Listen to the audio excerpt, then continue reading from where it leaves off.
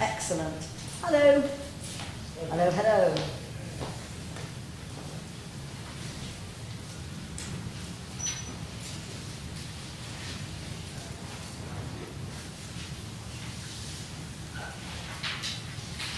What I actually want is a volunteer who can take over for me to field questions. Are you going, Nick? Do you have to slide out? I was waving at Chris. I know, I realise. Well, okay, you are volunteering. Okay. I'm only saying that there is the remote possibility that if my train is cancelled, I will have to duck out before the absolute end. But The microphone, if that's okay, for the Zoom. to where? Either that microphone or the microphone. Just so they can hear you.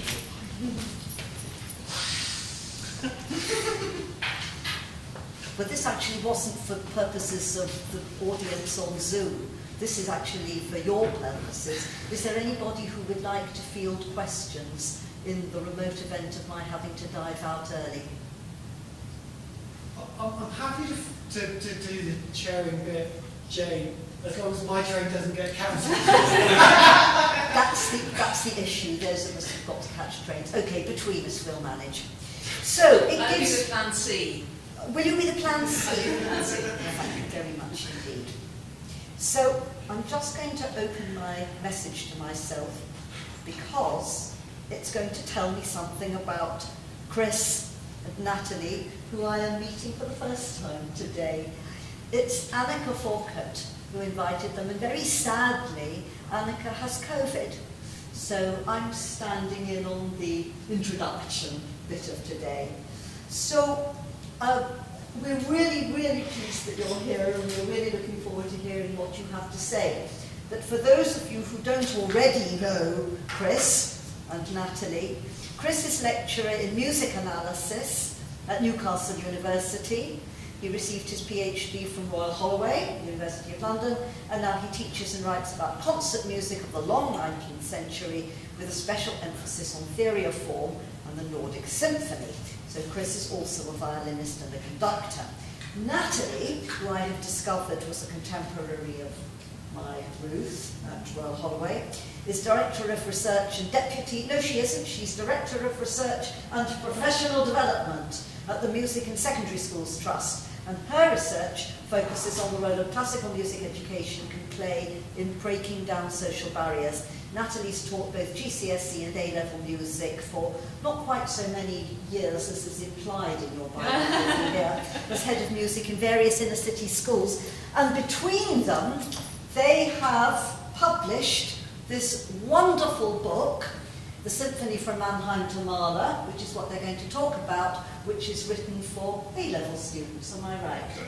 Excellent. So they will tell you all about it. Thank you very much indeed. Thank you.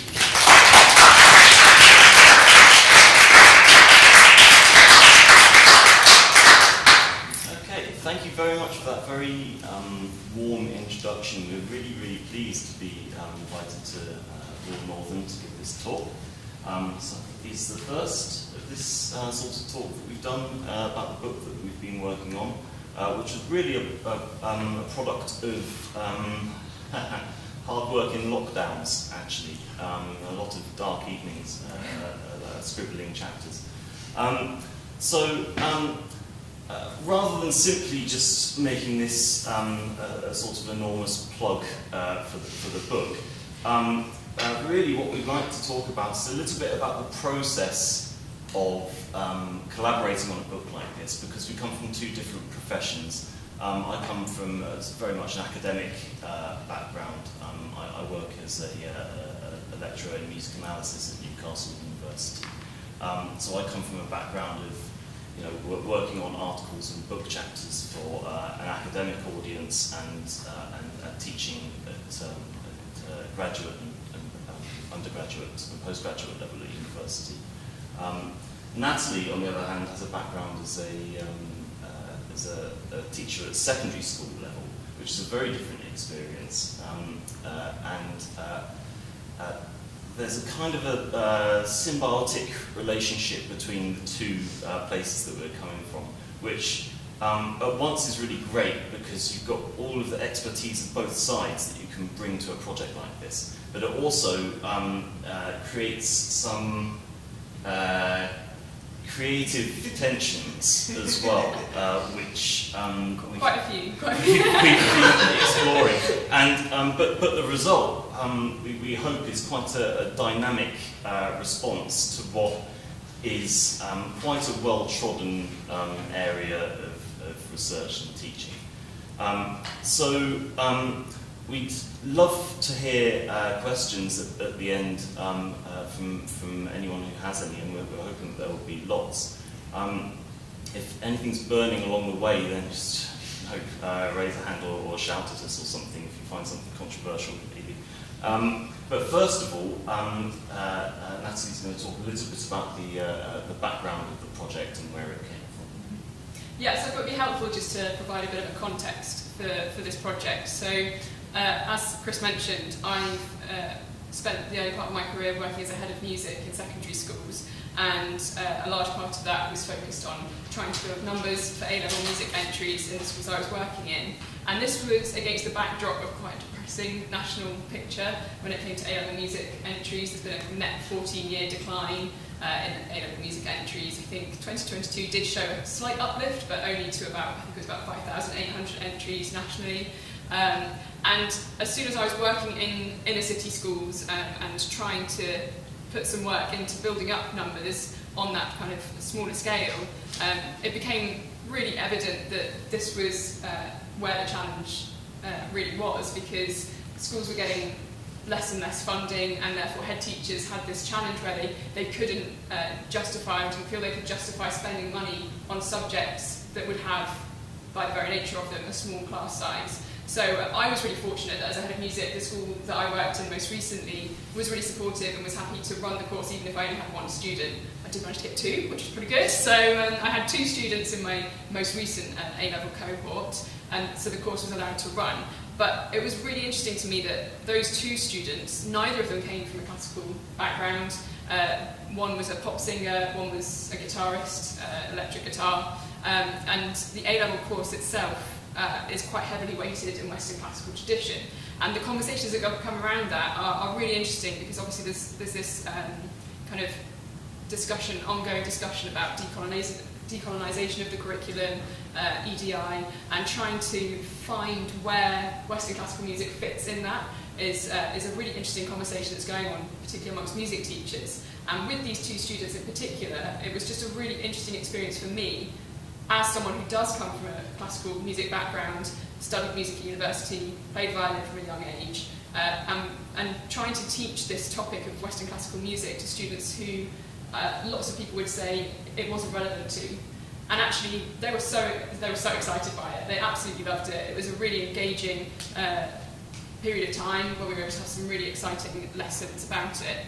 And then in 2016, so this happened just after that, but in 2016 when the exam reforms came into play, the Eduqas syllabus in particular was one that many music teachers moved towards because it helped to close the class gap that we were experiencing in music education. So just to put it into context, other exam boards were asking that students were required to be of about a grade 6 standard in order to get sort of to access the A-level course. They could access A-level if they were at a lower ability, but they would get marks docked for their performance coursework, which is a huge proportion of the exam. Whereas the Eduqas syllabus came along and said, no, we're happy for it to be grade 5 at A-level. And that we felt was more reasonable, a flight path for students to follow if they started potentially at secondary school. And just as a sort of side note, I now work for the Music and Secondary Schools Trust, which funds schools and makes sure that they can give every single child a classical instrument, and their core music curriculum is spent learning skills on that instrument, and the instrument becomes the vehicle for them accessing their education.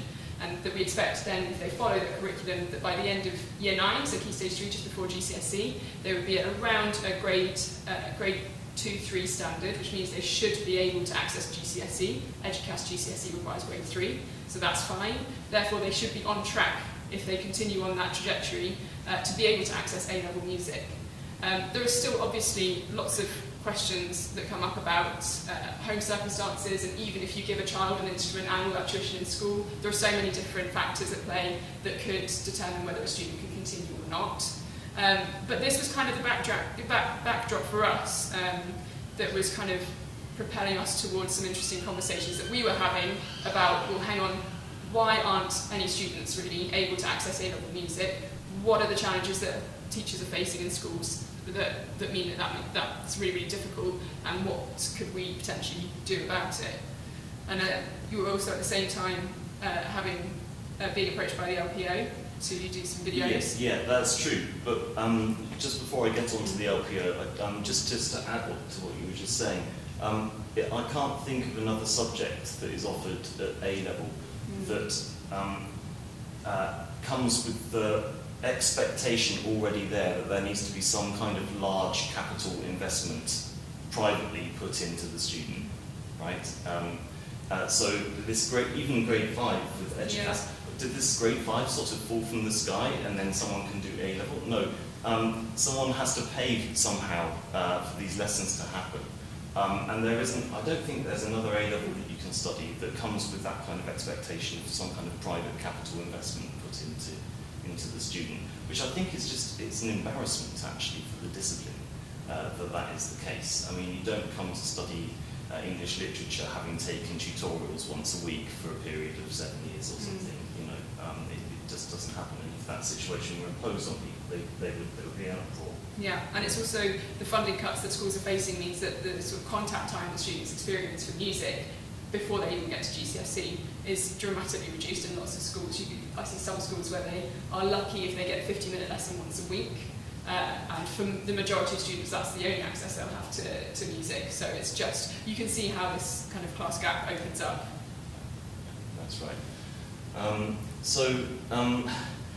That kind of brings us on to why we need yet another book about symphonies, because it's a well-trodden pathway. Do you want to have a go at that? Yeah. So the Eduqas A-Level syllabus has a whole module that is called The Development of the Symphony, 1750 to 1900. And that for me was a big draw because I sort of felt confident I could teach that at A-Level.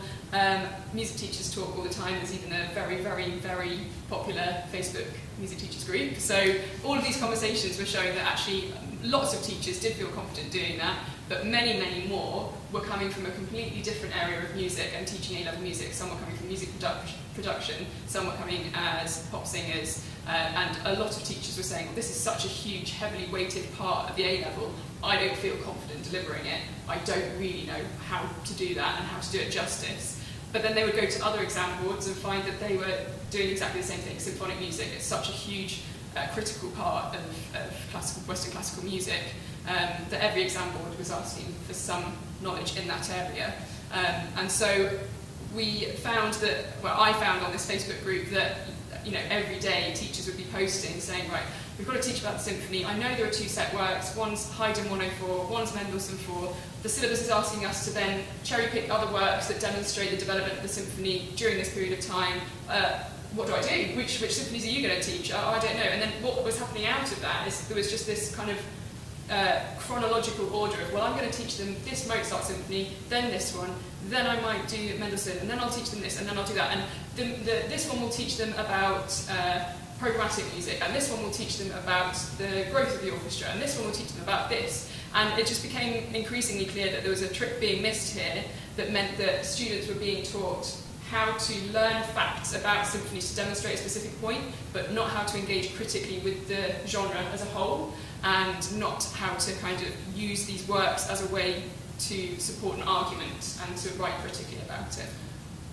And also, as we put in the foreword to this, it encourages a kind of a slightly Whiggish view of music history, where this idea of constant progress and development is the key term that's used in the syllabus, and growth. As if the symphony from 1750 to 1900 was somehow a kind of a straight line from small to big, from simple to complex, and of course it ain't. It goes forwards and backwards, and there are various complications along the way. So yes, so part of the challenge was to try and somehow interrupt that discourse that was sort of occurring organically from this Facebook page, right? Yeah, and also we were, off the back of that, we were having our own conversations where Chris was sort of saying, I'm getting students coming to study music at university and they don't know how to engage critically with the works that we're looking at, they don't know how to write an essay. And I was sort of saying, what's going on in the schools, what's happening? And I was saying, well, hang on, schools have got their own challenges that they're dealing with, there's no funding, if we're lucky if we get an A-level class, music teachers come from all different walks of life. A lot of them aren't confident because they don't know the genre, they're not familiar with it, and there's not really anything there that's helping them. The exam boards, of course, give resources, they give materials, but there's, teaching students about symphonies is one thing. Teaching students to really think analytically about them and engage critically with them is a completely different matter. And then, Yeah. So, meanwhile. Picture the scene. Picture the scene. It's 2019. No one had heard of COVID before. And I was invited to do some... what are these things? Promotional videos, I think, does them a disservice. I think they have a slightly longer shelf life than a promotional video. Public musicology is something that I find myself being quite sceptical about from time to time, but I'm a trooper, so I did it anyway. I was invited to make some videos for the London Philharmonic Orchestra. I've picked the shortest one for us to have a quick look at, which is also, as it happens, the one that's got the most attention from the music teaching community. So if I've still got internet connection, maybe we can have a look at this, and if I can see people getting a bit bored, then we can see if it's like we can carry on talking. So let's see if this works. The scherzo from Beethoven 1 is a really, really good example of tonal antagonism being worked out in a very, very, very short space of time, a compact space of a third movement specifically. You often get in Beethoven this idea of tonal antagonism. There's something in the thematic material that is antagonistic towards the classical functioning of the form. And in this case, the tonality of the movement quickly unravels, and Beethoven has to cobble it back together again in a really, really short space of time. I mean, it flashes past before your eyes. We've got this opening thematic material, which is sort of effortlessly achieves its goal.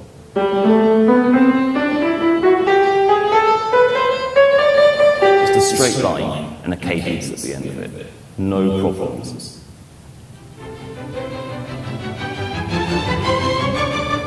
Achieves its aim so quickly.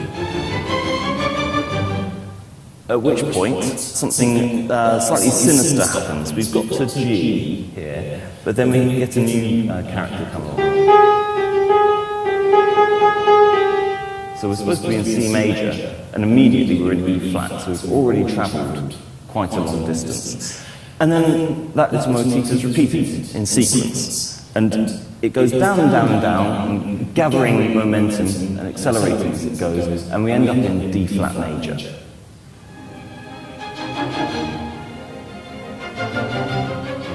Drags us away from C major into D flat, so we're into this kind of hinterland now, D flat major.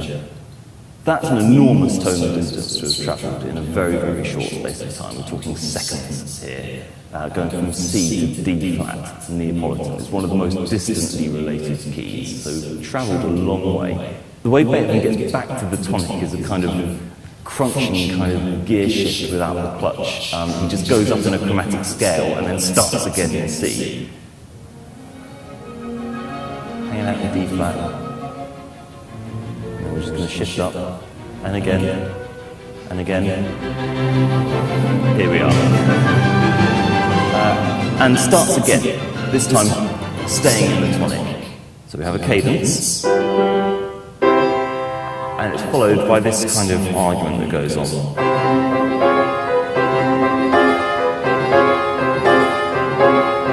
Almost like D flat, which is the antagonistic note, wants to intrude, And then D natural, which belongs to C major, comes back and says, no, no, it's C major. And then D flat comes back again, no, it's going to be D flat. And then D comes back along and says, no, it's going to be C major. And you get this argument going on between the two notes. And then Beethoven stops and says, no, it's all right, really. It's like someone having a go at you and then saying, no, it's okay, I was only joking. Which is, of course, exactly what the scherzo is supposed to be, a joke. And we're going to have a nice cadence there, and then you get this antagonism again, this sighing motif.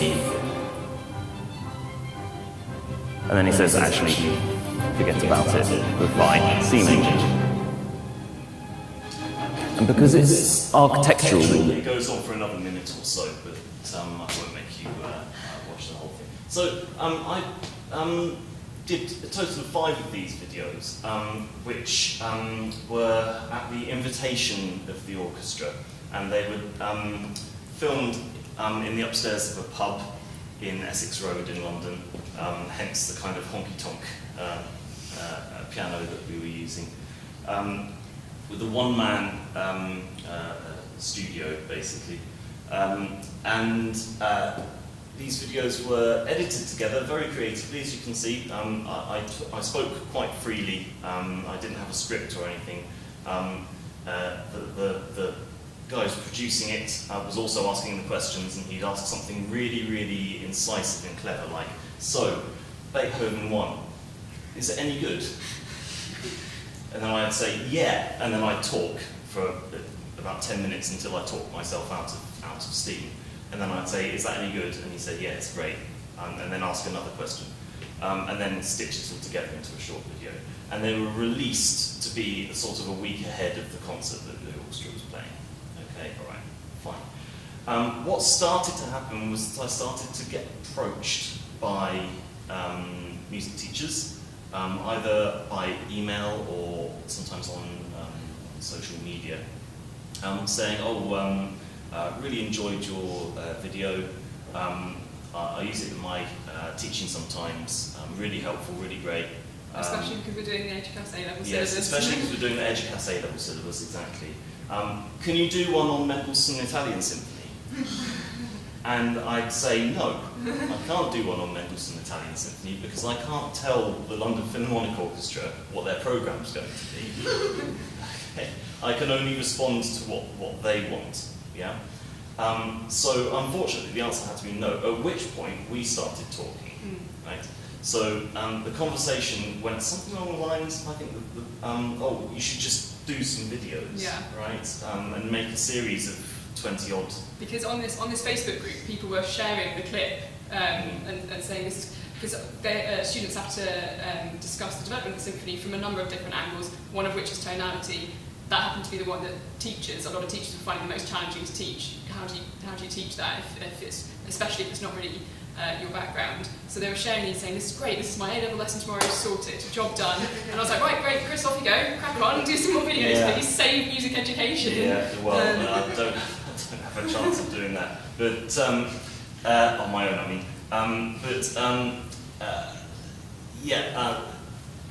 The idea of doing a series of videos that was somehow related to the Eduqas syllabus was mooted as an idea. The problem with that is that when I do a video for the LPO, they pay for all of the editing and recording and sound and promotion and all of that kind of stuff, and they've already got an audience. Whereas if I want to do a video, lockdown style, in a spare bedroom or something like that, it's not going to have any production quality. I don't have a background in editing or sound recording or anything like that. It will be a heck of a lot of work.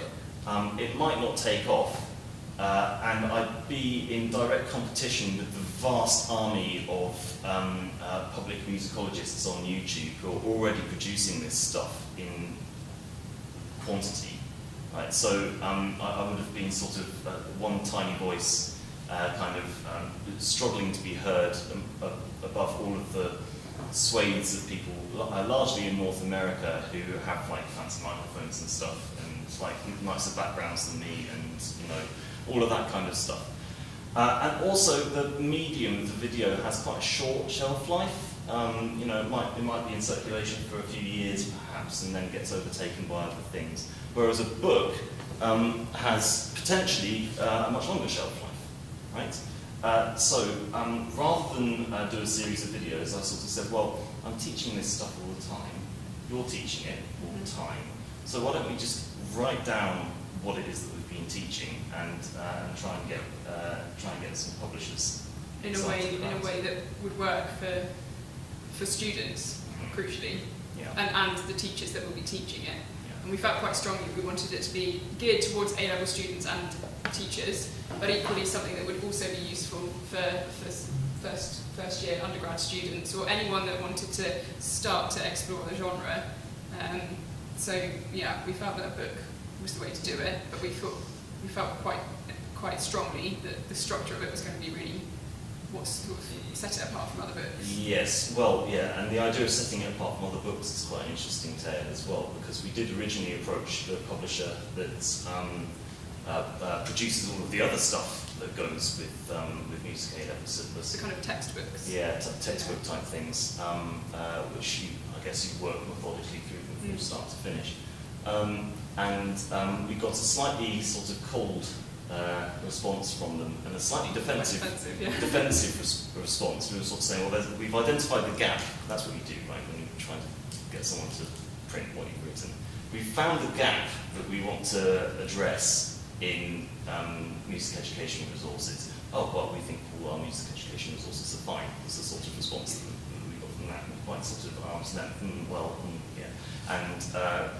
we got the impression that they didn't want really to continue that conversation with us. So we tried somewhere else, we tried Faber Music, and they invited us in for a meeting, we got talking, and they said, well, actually, it sounds like it could be great. Why don't you send us a sample chapter? That was fun, writing the sample chapter. This was the beginning of the writing tension of the co-authors, and when one is an academic, used to academic writing, and one is a music teacher, used to trying to make things accessible and digestible for young students. There was quite a lot of red pen on early drafts, I think, and I'd sort of underline a word and say, Chris, I don't know what this word means, and I'm teaching this stuff, so it was quite fun. And we sent off one draft by the point at which we'd got to a stage where Chris said, no, this is absolutely fine, you've edited me enough, it's fine, and I said, well, I Can go no further. I think it's quite highbrow in terms of language, no, it's fine, and then Faber Music came back and said, we wonder if Natalie's had a look at this from a teacher's perspective, because we think the language could be moderated a bit more. So I felt that was quite a good way of setting the tone for the rest of the writing process and having the final say, basically. It's quite an educational experience for me. It's also made even slightly more complicated because we're actually married. So there's a... and it's lockdown. So yeah, let's talk about the structure of the book. Got a couple of copies here if people want to have a quick look. So we felt really quite strongly that the thing that set it apart was other books that were kind of on the academic side were obviously looking at things from a very, very analytical perspective and were potentially going to be quite, they were kind of alienate young students potentially. And we also felt that any of the more school-based education resources laid out the information, but not in a way that taught students to think critically. So we decided very early on that we needed to look at it on a sort of topics basis and have each chapter setting out different perspectives, then interweaved with different symphonic examples. Yeah, and the idea of interrupting the kind of, if I call them Whiggish eddy currents, do you know what I'm talking about? This is the kind of editing that happened, by the way. I say no, don't say that. This idea that history operates in a straight line, I felt very strongly that that sort of thing needed to be interrupted somehow. So what we've tried to do in the ordering of it, although necessarily there has to be some kind of sense of a sweep of history to it, most of the chapters have the idea of trying to cover the 150-year period in the chapter, but taken from one perspective. So, for instance, chapter 3, patronage and public concerts, tries to deal with 18th century European courtly institutions. But also, at the end of the chapter, you get to going to a prom and paying a small amount to stand in the arena. And in the middle of that, you've got somewhere in the early part of the 19th century, the beginning of subscription concerts and concert series and so on, and philharmonic societies and that sort of thing. So we're trying to cover the whole 150-year period within the chapter. Likewise, chapter 6 on sonata form, we tried to cover different sorts of sonata form over the whole period, right? Giving models for that. Likewise, tonality. We can talk about classical tonality and talk about tonality later in the 19th century, but trying to cover the whole period, but from that one specific angle, so that you get this kind of lattice effect where you're building things up. And it also has the added bonus that someone can dip into the book. It's not necessarily something that has to be read cover to cover. You can dip in and read one chapter. The chapters are, I mean, they asked for 40,000 words, 10 chapters, 4,000 words a chapter, so you can read the chapter in one sitting. We thought that was a neat way of structuring the book. And each of the chapters is also they're also the different topics that the exam boards ask for students to engage with the symphony through. So we felt that the fact that you could dip in and out of it meant that teachers could easily kind of set it for background reading or use it as a way of supplementing their own teaching, or students could have it as an independent kind of study book to build their own knowledge. That's right. Okay, so a quick word on what the experience was of writing this. So I'm coming from a music theory kind of background. Here are two of my favourite books and one other book. I won't tell you which is which.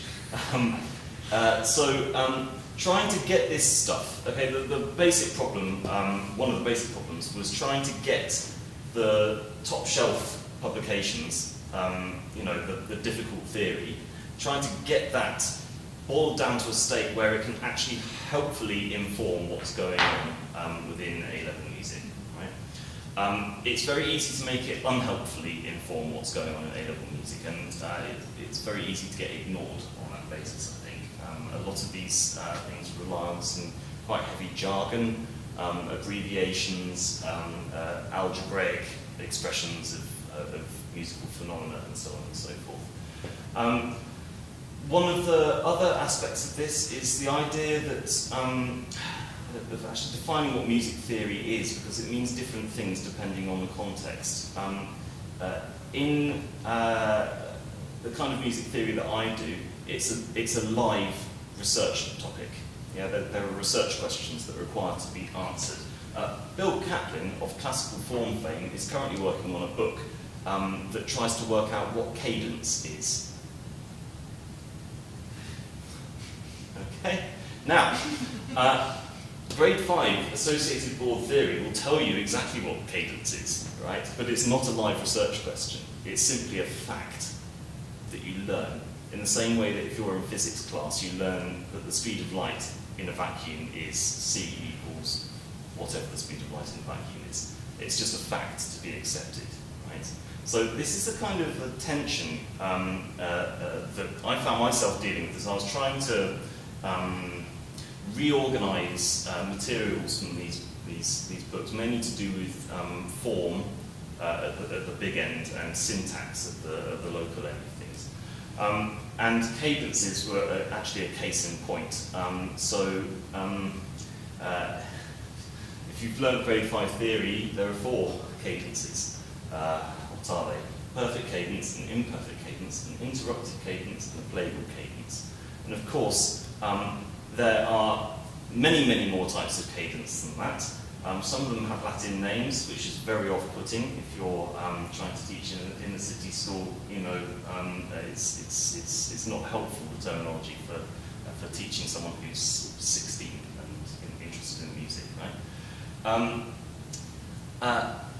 But the background I'm coming from, which is a sonata theory background, really,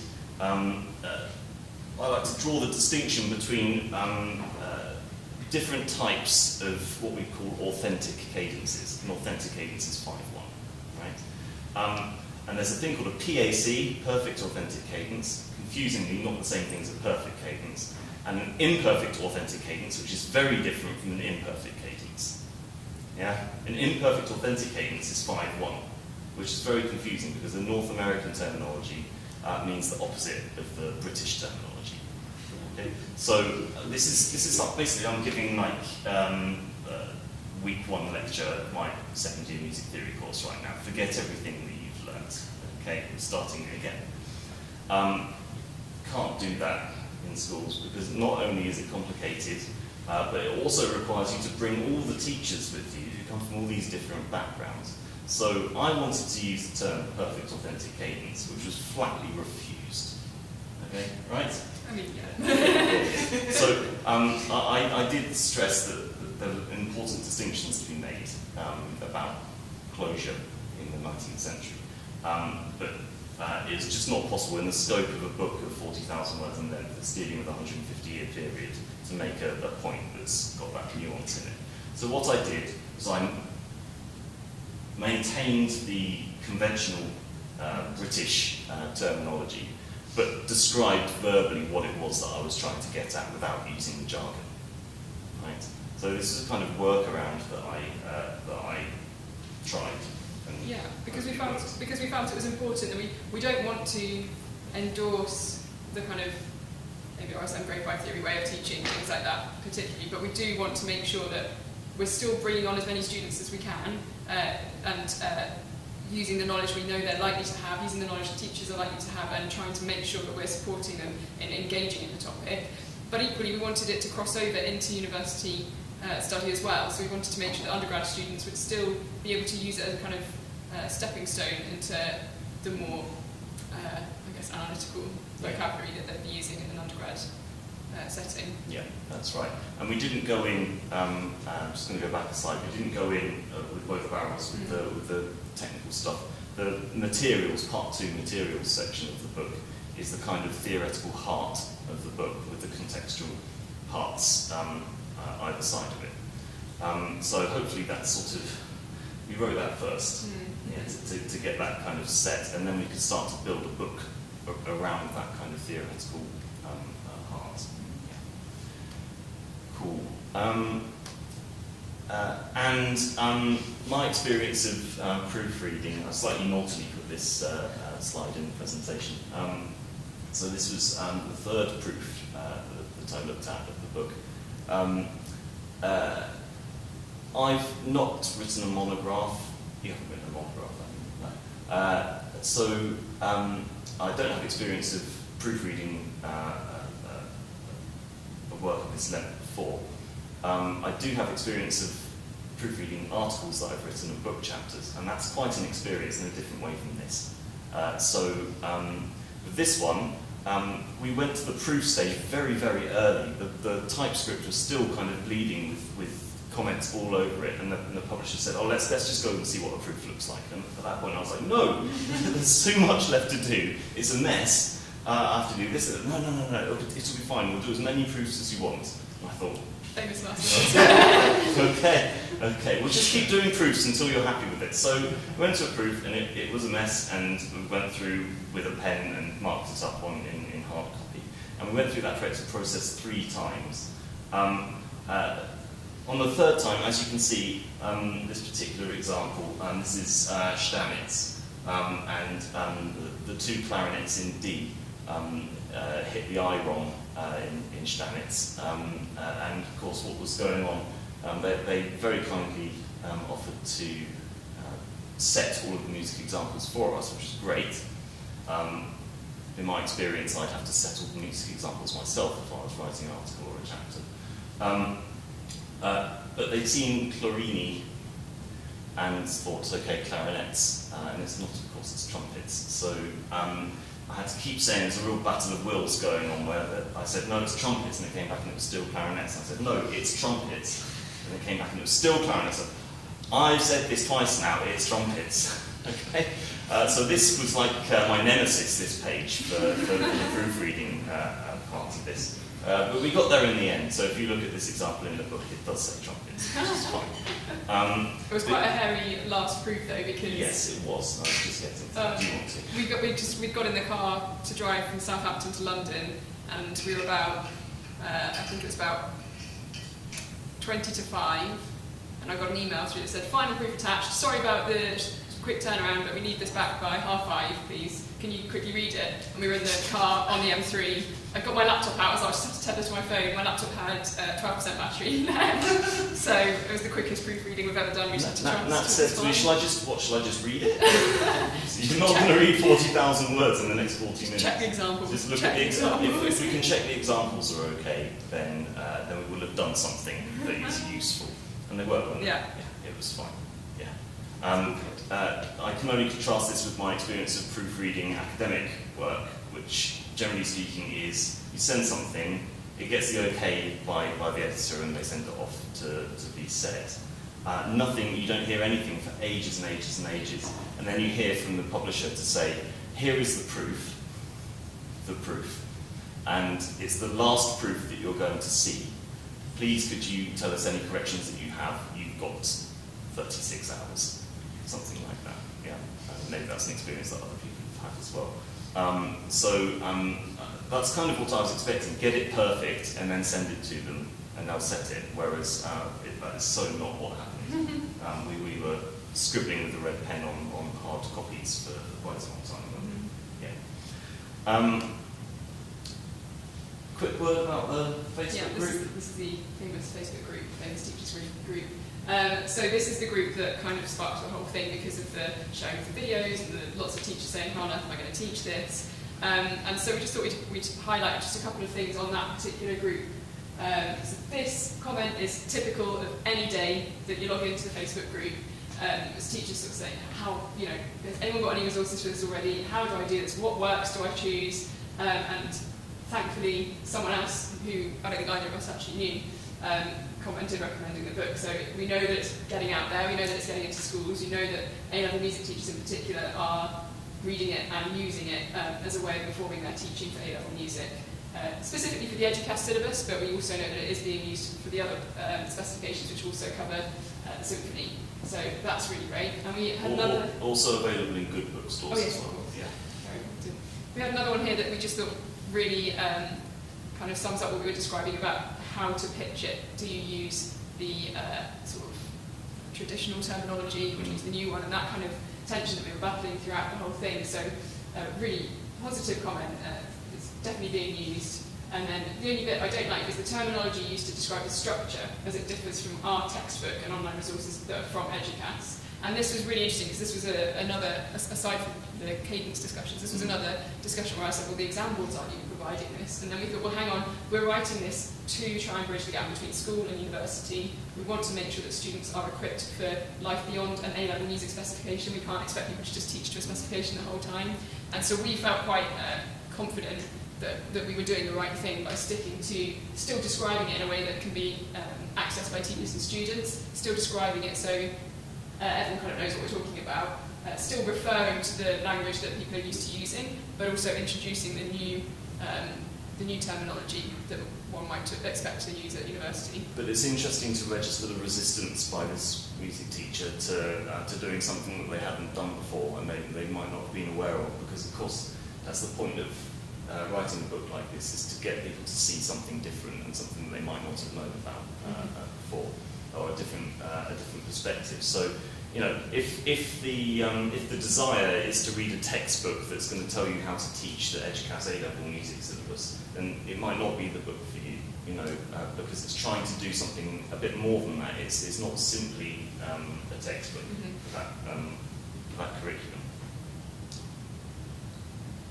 A few words about what happens after, because, in a sense, writing the thing and getting it published was the easy bit, maybe. The syllabus isn't a static thing, it changes and it gets reviewed. So hopefully we've done a bit of future-proofing with this particular one. It does have examples that are currently in the syllabus, but hopefully it's also got enough material in it that it transcends the year-on-year changes to a particular syllabus. And interestingly, exam boards are responding to the lack of confidence in teachers in teaching this, and saying that there are currently no plans to change the set works, which are Eduqas Haydn 104 and Mendelssohn 4. I think Edexcel, one of the set works, is Berlioz, Symphony Fantastic. All of these works are referred to in the book, but because we've not had kind of this is one work that we are going to study for this exact reason, we've got lots of different examples that we've tried to make digestible and accessible, so that it can respond to those changes and still be relevant. Yeah, that's right. The dreaded ref. This is a book that's not going to be going in the ref as a research product, as a research output. However, it could potentially be a really great impact case study, which also involves a lot of work for me if I'm going to present it as such, because it means that I have to go around collecting testimonials from teachers, students, and working out not just whether they've engaged with it, and not just finding out that they've found it useful, but asking them if they've specifically changed anything that they're doing as a response to having engaged it. Is, as I'm learning, quite a difficult thing to do to demonstrate research impact, and it's quite a specific thing to do. So this is something that I'm in discussion with colleagues at Newcastle at the moment, is how to go about making this into a ref impact case study. But also, happily, it's been a good enough relationship with Faber Music that they actually invited us to write something else. And I think the email title was "What's Next?" What's next? Yeah. There are worse problems to have, I suppose. But I do need to write something that's going to be an output for the ref. The discussion that we're having at the moment is for a book that's going to support composition in A-Level, and it also draws on Bob Yerding's book, Music in the Galat Style, because composition and improvisation belong on a spectrum together, and music in the 18th century isn't really about inventing new music, but taking stuff that already exists and combining it. There's a kind of a brilliant recipe there for a book about how to write music in an 18th century style that's waiting to be written, because Yerding's book does a brilliant job of explaining music from that period, in my opinion, but it doesn't tell you how to do it yourself. So there's an opportunity there, I think, to be really helpful to A-level music teachers and teaching composition in a way that gets away from this kind of 19th century romantic thing of, it has to somehow be my own personal expression of my own feelings somehow. And of course, that's exactly not how composers did things in the later parts of the 18th century. And composers who are able to do that are very skilled composers who have the building blocks already in the toolbox of ideas to enable them to then be really, really sort of free and creative with it. So it's kind of going back to how to teach things, how to teach composition as a series of ideas that you combine creatively and crafting a work out of it. Yeah, that's right. And lastly, I just wanted to read a paragraph from the foreword of the book, which kind of hopefully gives a good impression of the ethos of the book. So we've just been writing about the tension between the textual central part of the book and the contextual parts 1 and 3, which are more kind of historical in nature. So I'll just read this as the last thing that I say in the talk.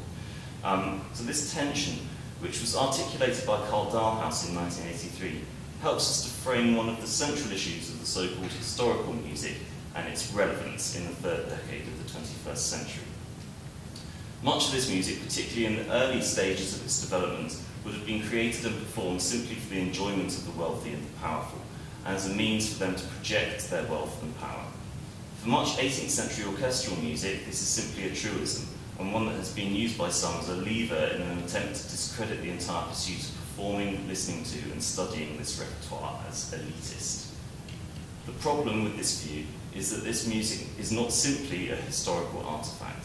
The strange thing about pieces of music is that they can be brought into life again and again. Pieces of music endure.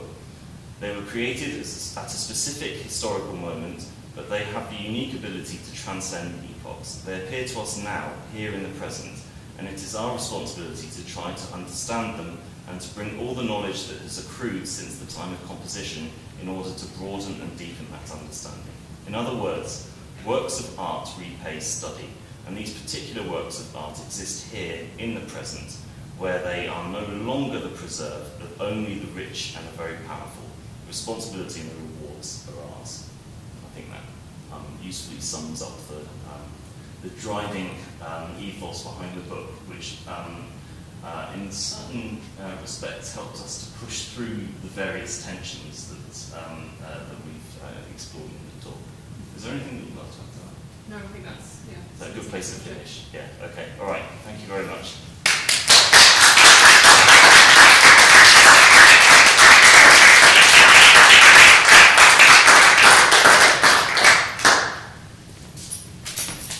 Thank you very much indeed. I'm hoping that people on Zoom can hear me. Larry gave me explicit instructions to turn my microphone off, and I'm hoping that you can hear me, and that if you have any questions, please put them in the live chat, and then I can relay them to Chris and to Natalie. I wondered in particular whether, if Annika is watching, would like to ask a question. I don't think I can do anything more sophisticated than that. I so enjoyed your talk, partly because I published a textbook last year with 3 fellow authors, and so you can imagine the creative tensions it was even more of an interaction. And also because I've done a lot of research on my own practice as a musician with my husband, who is my duo partner, and I often think that we could write this, some of the research is the story of the collaboration, but there is also a story to be written about the collaboration in writing the paper as well. So congratulations on some really, really nice work, and what I'm hoping is that some of you will have questions, and particularly those of you who are closer to having done A-level music than me. So, I'm going to start with Dan, and then I'm going to go to Faith. Yeah, I wanted to ask a bit more about this issue of terminology that I really appreciated, because I've been encountering some of this in a lot of other fields as well. I was just wondering if that was something you really foregrounded in the writing, that look, you're going to encounter the same thing being referred to in a bunch of different terms. Was that something that sort of an approach that you took? We've got a glossary in the back of the book, which hopefully helps to clarify things. And the system that Faber suggested to us is that technical terms would be bold in the text. So anything that's in bold should also appear in the glossary. So if there's anything that anyone doesn't understand, you can go to the back and find out what it means. In terms of changing terminology to make it accessible, I knew that I wasn't going to be able to say flattened submediant half-closed medial caesura, for example. I think we just tried. Yeah, I think we tried to. But there are shades of grey that allow you to express that bit of algebra in a specific context, which hopefully gets the essence of the message across without using the jargon. If you see what I mean. So basically, what I was trying to do was to maintain the level of detail and nuance without alienating anyone. If you see what I mean. And I think we were quite consistent throughout the book in how we refer to things. So we did sort of we do explain it at one point that what the terminology, what the different words mean, but we made sure that we were completely consistent in the way that we were addressing it throughout, so that there was never kind of referring to the same thing in different ways throughout the book, but more just using slightly different ways of referring to it throughout. Yeah, well, there's one specific example of this that I can think of, which is what happens after the dominant PAC EEC. Okay, you see when you start talking sonata form theory, you get into this kind of algebraic language. What happens after the cadence that you get at the end of a sonata exposition? And it's still using technical jargon, but not quite as exclusive in nature. I would call that a closing zone because I'm coming from a sonata theory kind of place. But most of the teachers that you've spoken to would call it a codetta, right? Which I think of as quite an old-fashioned sort of quaintly 1950s way of explaining what that bit of the sonata exposition is and does. So it's quite simple to diffuse that problem. We call it a closing zone, open brackets. Sometimes it gets called a codetta, close brackets, job done. You know, so then everyone's happy. You know, people who want to call it a codetta can carry on calling it a codetta if they want to. If people want to embrace the North American terminology, which I sort of encourage my students to embrace that terminology, then they can embrace it if they want to. And it doesn't make anyone feel like they're being excluded from the discussion. Okay, over to Faith. Well, funnily enough, I also wanted to ask about terminology. What you said really reminded me of when I started undergraduate studies, and we were told never again to write 1C, 5-1. It's 5-6. I'll be so happy. There's a meme that I use for that very purpose. Yeah. Our year group made a meme of our lecturer pointing to the right answer. And what it made me think is that the process of learning that new terminology was actually quite a healthy, positive process, because it got us thinking about the cadence more of as a projectura, this way we've been thinking of it in the ABRSM terms. And so I think even though it's not ideal, it would be great if the terminology was consistent. I suppose at each stage we're going to come up against new things to learn, hopefully forever. And I think for us that was a really memorable start to the term. And yeah. What you said is quite Adornian, actually. I find it very Adornian what you just said, because it invites us to think about what I'm presenting as a live research question about cadence. These things always gravitate towards cadences, I don't know why. A live research question about cadences. We think of that as being, you know, the here and now, the live discussion. And there's this old-fashioned stuff that is still there, that's sort of ossified and it can't change, right? And you're being invited to kind of embrace the new and forget about the old, you know, and sort of snigger at the way that people used to do things 40 or 50 years ago. Of course, in 40 or 50 years' time, people are going to be sniggering about the way that we do things now, right? And actually, all of this theory is just layers and layers of what used to be the here and now, what used to be the live research question, ossifies and then becomes stuck. Yeah. So I think there's a dialectical thing going on in what you've just described. My students, I used to work at another university, and my students in that class made a meme about me. Yeah. With the caption, 1C is not a chord. Of course it's not. It's for a start, it's not a chord, and secondly, it's not 1, is it? No, it's 5. Yeah, exactly. So, yeah, it's part of trying to get music theory to be the live research topic that it actually is, and not something that's just sort of pushed into a corner. You just have to learn these boring facts. If only we could get rid of them, but we can't, because then we wouldn't have a way of talking about pieces of music. So we're going to have to do the boring stuff as a series of facts, and then do the interesting stuff that we want to do.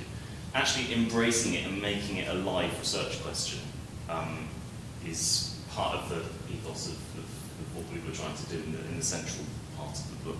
Yeah, and I think part of the kind of reliance on seeing this facts, static facts that don't change, does come from the sort of challenges that music teachers face on having to, everything's so results driven that they're just kind of like, I'll just teach to the specification because that's telling me exactly what my students need to know to get the marks they need to do, job done, see you, you know, never when students leave. But then of course students go on to, hopefully, we hope, can continue to study music and continue to get excited by music and learn more about it. And you're right that is when it just gets exciting. Wide world. Yeah, and hopefully the book does enough to reassure teachers that actually you can still teach to the specification while equipping your students with the kind of knowledge and the vocabulary and the kind of enjoyment of it, to be able to think about it in a little bit sort of freer terms, I suppose. Yeah, yeah. There are institutional problems here as well. You know, there are blockages and resistances to making changes to things. Changing the theory curriculum for children, you're also changing for everyone who teaches them. It's a bit like changing the rules of the road. You know, there was a day in Sweden way back when they decided that they were all going to drive on the right instead of the left. Can you imagine what that day must have been like? And you know, in my it's not quite as big or dangerous as that. As John Cage once said, there's no such thing as an aesthetic emergency. But if you tell everyone, in this case, you know, it's not actually one. It's not called one. It's called 5 with a double appoggiatura. If it was a 5/4 chord rather than a 6/4, you wouldn't dream of putting 1 next to it, would you? You wouldn't. Not in your wildest nightmares would you put 1 next to that. But because there's a double appoggiatura, people see C, E, G, and they think it's called 1. Getting people to realise that way of thinking. Of course, it's all subjective. Ultimately, it's not objectively anything at all. But getting people to think in that particular way together. You know, a lot of the time people just say, well, frankly, I've got bigger fish to fry, right? And if you're a music teacher, you've got more on your plate than worrying about whether that sort of cadence is an expression of tonic or the dominant. Does that kind of answer your question? I'm going to go with Nick first and then C. Chris, Natalie, thank you so much. Really enjoyable talk. And Jane, I don't know what you've done to the trains tonight, but why are they all being cancelled? What's the train emergency? So I've got 10 minutes and I have to fly to get one of the few remaining trains heading south from Piccadilly. It's crazy. Just be warned if you're heading south. So I think it's quite inspiring that you were talking earlier on about narratives of progress and writing about the evolution of the symphony, deconstructing, picking that apart. So there's a narrative of progress about becoming better about talking about music and musicology, which is, we go from GCSE to A-level to undergraduate, and you get kind of nearer and nearer the moving train of live, developing ideas and theorising. And eventually, if you're lucky, you can vault onto the train and ride it and write some ideas around. You've kind of leapt off and taken a step back, Chris. And I think we should do that a bit more often, actually, because it's the most important teaching experience of my life was teaching film music and film music theory to non-musicians. So the media and film students who knew nothing about sort of field-specific lexicon of music theory. Now, when you were talking, I was wondering, okay, so you sorted out the symphony. I know Faber wants to know what next. But, I mean, Natalie and then both of you, what else is missing here? There's lots of other chunks that get talked about. I mean, when I did A-level music about as many decades ago as Jane, maybe not quite a while back, you couldn't study popular music. It didn't exist in A-level music land. Despite the fact that everyone's swimming and doing popular music. You didn't suggest there was the same sort of crisis of resources and understanding for A-level teachers regarding. But I wonder if that's true. I wonder what are the other kinds of things people are freaking out about on Sunday night on Facebook. It's quite a place to hang out, say, on Sunday night. Yeah. I think my experience from what I'm seeing is that this was the one that freaked people out the most. I think potentially because it was such a jump in terms of the scale of what, or the breadth of what people were expecting to teach. So the symphony from 1750 to 1900 is so broad, so much happens within that teachers just kind of didn't know where to start almost, and then started thinking, right, well, I'll just start at the beginning and then go from there, and then that obviously presented the challenges we've discussed. The Eduqas specification, I think the other reason it's really popular is because that is the compulsory component. That's the other reason why I think people can sort of panic about it.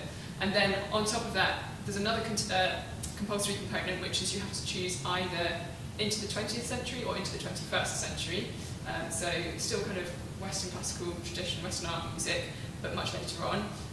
So centres choose which of those to make their other compulsory module. And then there's a choice. You can either do musical theatre, rock and pop, or jazz. And that's just for that syllabus, which is the one I'm most familiar with. So I think the element of this being the compulsory one is where the panic sets in. And the element of the choice of the other modules, meaning that centres can really select what suits their students best, or what suits their own skill set best in delivering it. So I think when it comes to that module, quite often the teachers who are opting to teach the students the pop music module are way more familiar with it. It is their kind of area of expertise, and therefore they feel much more confident delivering it. And the same for musical theatre, and the same for jazz. So I'm sure there are definitely crises going on for those, and certainly more in terms of the analytical, critical skills required by students to engage with the repertoire, because all of them require quite high-level essay writing for unfamiliar listening, kind of drawing on all of these different contexts and ideas to then answer a question, answer a critical question. And that is the same for this topic, but the fact that it's compulsory means that you get all teachers having to engage with it instead of just the ones who potentially are more familiar with it already. So I think that's part of why it's going on. But you're absolutely right. I mean, I think we're coming at this from an angle of us being kind of very familiar in this territory. So it wouldn't be for us to consider what the challenges are for rock and pop, for example. It would be futile coming to me for that. I'll be still banging on about one C not being a chord. Yeah. But I'm sure there are. But I think it's the compulsory nature of it, and I think it's the fact that the teachers can hopefully, with their students in mind, then select what modules suit their students best for the rest of it. Yeah. I mean, you talk about the ossification earlier of ideas, and I was just thinking that it's tempting to imagine that ossification has not occurred in more recent repertoires, so that musical theatre must be called up to date and decolonised, right? And I'm writing about pop music. Hey, it's pop music. That's going to be fine. Yeah. But you'll both know now from working on this together, and Chris will know from sitting through research seminars and doing other teaching in Newcastle that that research is live in all those areas and transforming all the time. Every sort of 5, 10, 20 years, there's sort of some kind of paradigm shift. And I wonder how far how progressive your work is actually in comparison to what people might imagine is doing fine, but actually probably is worryingly ossified and No, I think you're probably exactly right. I think, there's a kind of assumption that because this is the old stuff, it's the stuff that has the most catching up to do, but actually probably far from it.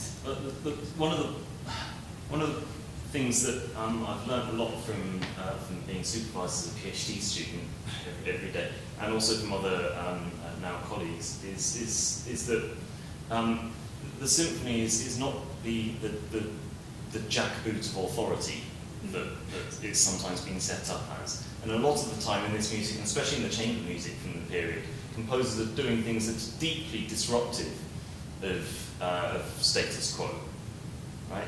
It's not, there's, the idea that, the rich patron commissions something and the composer produces it and they're kind of connected together.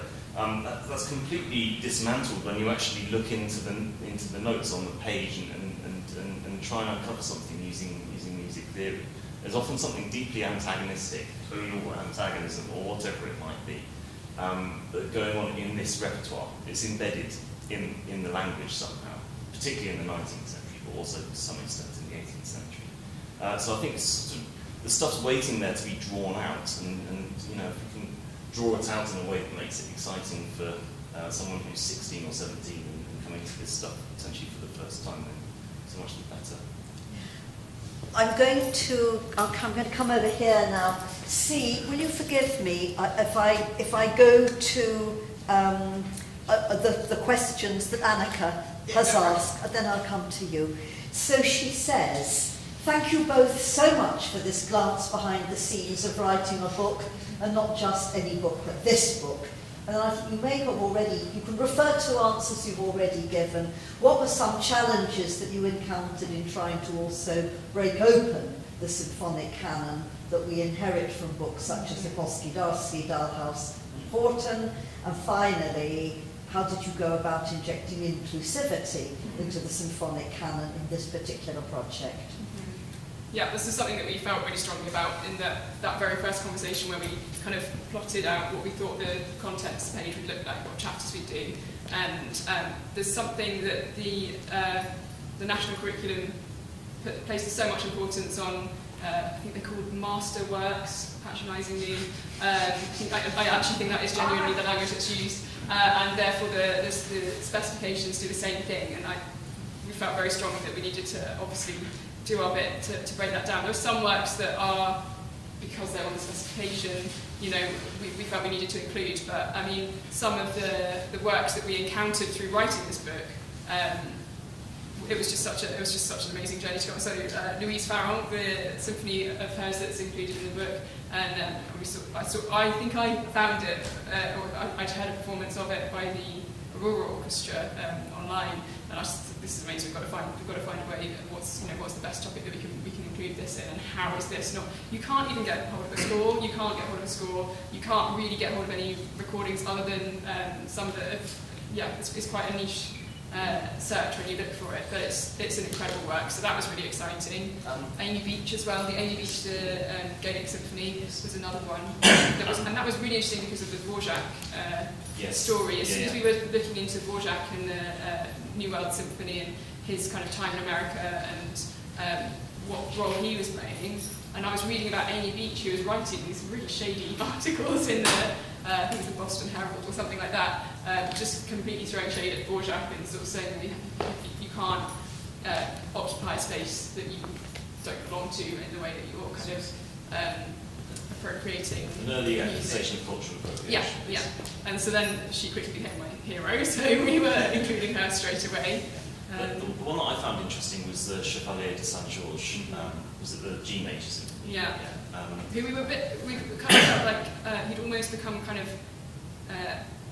sort of token composer for like BBC 10 pieces to use, and we wanted to. It just shows you that canons are more dynamic than we might exactly. Because I think of him as a canonical composer now because of all of the work that everyone's been doing to bring his music to audiences. You know, so that symphony is one that people hear now. You hear it on the radio, and it is the sonata form chapter in the heart, right at the nugget of in the heart of the book, the hard kernel. The example of 18th century sonata form is Chevalier de Saint-Georges, who 5 years ago would not have been heard of, but it actually turns out that he writes pretty cool sonata forms. And we also make the point in the book that obviously some of the sort of underrepresentation is because of social factors at the time. So it's incredibly rare to have a female composer composing a symphony. That kind of genre placed on a pedestal for the composer to prove their worth. Women just didn't have access to it. Marginalised groups just didn't have access in the same way. So we do make that point in the book, but we felt it was really important to shine a light on composers who absolutely were writing this music and just not been recognised. Yeah. Yes, that is absolutely true. But the other side of the coin, which is absolutely crucial as well, is that you have to teach the canon. You have to. I know that's probably a really unpopular thing to say. You have to teach the canon, because if you're not teaching it in resources, I mean, this is not that expensive a book to buy, and we hope that people in the schools, like the school that you used to teach in, will read it. If you're not teaching the canon, then you've got no reference point. How can you tell whether something is obscure, unfairly obscure, if you don't know what the perception of there being a centre actually is? It's amazing when undergraduates turn up and they're sometimes told, the canon is evil for all these reasons, and of course it is, but you have to know what it is, yes, in order to rage against it. Yeah. So I think teaching the canon and building a familiarity with Beethoven's music, yeah, is absolutely crucial, because then you can actually decide whether you want to rail against it or whether you want to embrace it or do something more nuanced with it, or but you have to engage it somehow. You can't just be on a mission to shed light on unknown composers. I'm going to go over now to C. Gosh, yes. Well, first of all, yeah, what an achievement, like, what a fantastic achievement. And it's really nice to see some Facebook testimonials. Yeah, it's how you term it. But yeah, they're wonderful to see a resource working well for teachers. I'm intrigued. I was wondering if you could talk on two fronts, one of which you've kind of already covered. We talk about decolonising the curriculum and this kind of thing, and obviously from your specific perspective, you're not setting the curriculum. But it is interesting how we might kind of approach students about why is classical music like this? Why do we keep reapproaching things? When did that start? Why do we do it? Whose interests is that to do? But you've already kind of touched on that a little bit. But if you've anything to kind of add to that, because I think that's quite interesting. Because we've kind of got a space where music is a historical artifact, an object, and then a space is just, where it's a live thing that is kind of happening. I'm also intrigued by, I think it in some ways, I mean, obviously a wonderful book has come out of it, so fantastic. I think it's almost a shame that maybe it feels like the idea of video, I don't know, it sounds like it's sort of semi-abandoned, which as a way of reaching students and teachers with limited time does seem like an incredibly efficient way, and I don't know if I'd agree with the statement of video is aging quickly. I think you've got kind of the concept of like breadtube like these days for like philosophy and identity politics in particular, which I think is something that quite a large age range can engage with, and they're good artifacts of like a point in time. I don't know. I thought I'd ask you to speak on kind of these things. Yeah. No, video is a perfectly fine medium. I'm not having a go at video as being this evil medium or not having value or anything like that. In our particular set of circumstances, producing a series of short videos that covered this material simply wasn't practical. Actually, I think it was just a case of practicality. If it was my job, then I would absolutely 100% be doing it.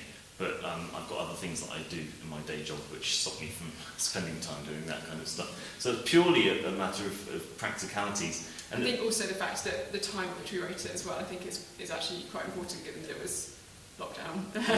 So I think because when we initially had the conversation, it was to think about expanding the reach of these videos, and at the moment LPO are doing them, how can we maybe do them independently of the LPO, so that we can really sort of gear them towards the people we want to gear them towards. But then lockdown happened, so I think that did inform it slightly as well, but also the practical challenges, and also Greg, the person at LPO who did the videos and produced them, and filmed them and edited them.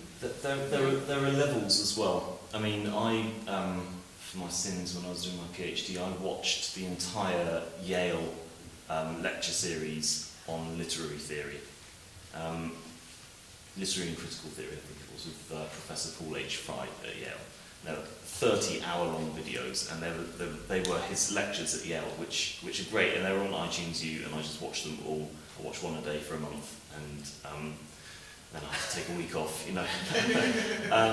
So, video works at that very, very high level, all the way through to just, shorts, like 30-second like snippets that someone can watch, or even like 5 seconds, like, video, like for someone's attention span, you have to be working in a slightly different way. a book allows an idea to expand in a slightly different way, and people can come back to it and reflect on things. It has scores in it, it has bibliography, so people can go and look for other resources as well. So it just breathes slightly differently, I think. And yet, I absolutely agree with you, video is a fantastic teaching resource, right? But this is more like a slow burn, basically. So I think that's the main difference between the two types of media. Yeah. And I think I can say something very quickly about the decolonisation stuff. So, from my perspective of teaching at inner city schools, I am finding, and particularly my work in the Music and Secondary Schools Trust, that there becomes this conversation with decolonising the curriculum. There's a risk of telling students, this music's not for you. This isn't for you, this isn't relevant to you, and this isn't relevant to your experiences and your lived experiences. And of course, I think it's about placing it in a balanced and broad curriculum, and that's where the curriculum is definitely very challenging. It doesn't do that yet. And there's definitely an importance needs to be placed on teachers. Our role is to present this as a style of music that absolutely forms a large part of our musical history, but can be accessible and can be enjoyed and embraced by anybody, and doing that without telling students that it's not for them, but also placing it as it's not better than any other style of music, and it shouldn't occupy necessarily more time than other music. But of course, as you mentioned, the challenges of the curriculum and things like that. But I think it's a really interesting balance. It's a really interesting and also saying that certain students from certain backgrounds, it's not for you, but actually then they see themselves in historical artifacts, pieces of music, and they think, oh no, hang on, Chevalier de Saint-Georges, who was from Sierra Leone originally, he was a classical composer, and he was a very, very prominent character in Parisian concert life. It was Guadeloupe. Guadeloupe, yeah. So, I think there's a balance to strike, and there's a real importance on how it's presented to young people and people generally, making sure that it's not presented as this high art form above all else. You've just described what David Clarke, my colleague up in Newcastle, calls strong relativism. Where we're trying to get rid of this idea of high and low, but the two can critique each other dialectically, as opposed to weak relativism, which is where I'll do my thing and you do your thing, and as long as we don't upset each other, then we can just carry on and basically ignore each other and keep our blinkers on. Yeah, the article that he wrote, Elvis and Darmstadt, is an amazing article where he takes two things that were going on at the same time: the Darmstadt school and Elvis in the States, and does that with them, constantly playing a game, and one can inform the other. And Elvis has as much to say about Darmstadt as the other way around, right? It's a great article. I'm going to go and reread it. Yeah. So, last question. Thanks, William. Really, really well done. It's fascinating to hear what you're doing. And I think the rewards, I hope they'll be rich and really long-term. The areas, I think some of the rewards may become evident when the riches of this book seep through. That it'll inform the experience of people hearing music written after the time frame. And you mentioned the importance of giving them a reference point. I think that's really crucial. And it'll also inform their playing of this music. As players here studying, in some cases, to be orchestral players, and feverishly learning large numbers of excerpts and treasuring the markings on the score of eminent players gone before and so on, but maybe not realising where does this harmony fit in the musical argument that's taking place in the whole work. So I'm really interested in seeing that side of their understanding grow. So in the fullness of time, when we have a generation looking at this, I really understand the pressure secondary school teachers are under. I'm the harp tutor here, but I'm also a composer. So I've worked quite a bit with secondary school teachers and assisting them teaching composition. And they're under such pressure from so many directions and limited time and a diverse range of musical backgrounds in the room, that it's really not an easy place for them to be in. And I can understand their wish to reach for something bite-sized, easy, already potted. But I think this straddles the line really, it looks like it straddles that line really well in helping teachers and students just go much further and put the probes out into socio-historical circumstances